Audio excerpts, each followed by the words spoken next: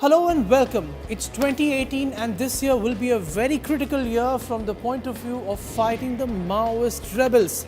Now, if you believe the Ministry of Home Affairs, they're saying that there's been a steady decline. In fact, 21% is the reduction in violence and violence-related incidents.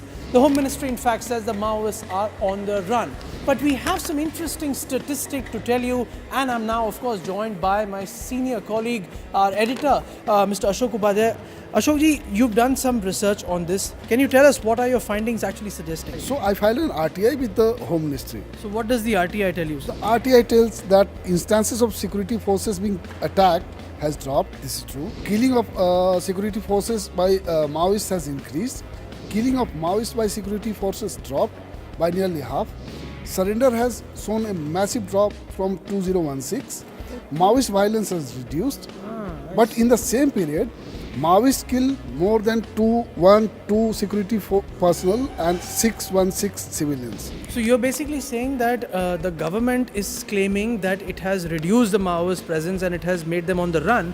But actually, while incidents have dropped, but they're killing more security personnel and are losing very few of their own. Yeah. But there are two factors which actually work to the government's advantage. The first is the fact that Maoist leadership, which is still largely of Telugu origin, is growing older by the day. The average age of the leadership is 55, which means that their health does not permit them to stay in the jungles for a long time. In fact, there have been a spate of surrenders from the Maoist leadership, and many people on the ground who I spoke to tell me that in 2018 they're expecting many more such high-value surrenders to take place in Andhra Pradesh as well as in Telangana.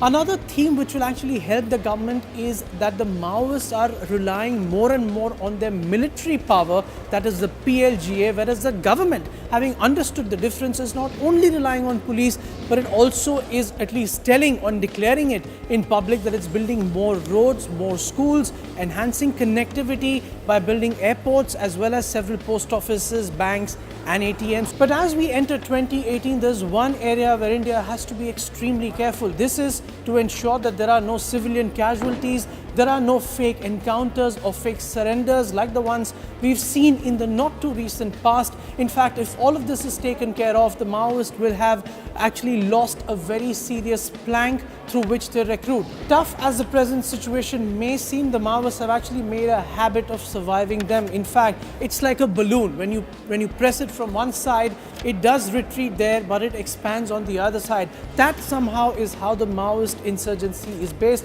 In fact, there is data to show that while the Maoists are being squeezed in the traditional areas of Chhattisgarh, they're trying to open up newer avenues in several newer zones. But 2018 may also see the onset of something extremely critical in the anti-Naxal effort. Ashokji?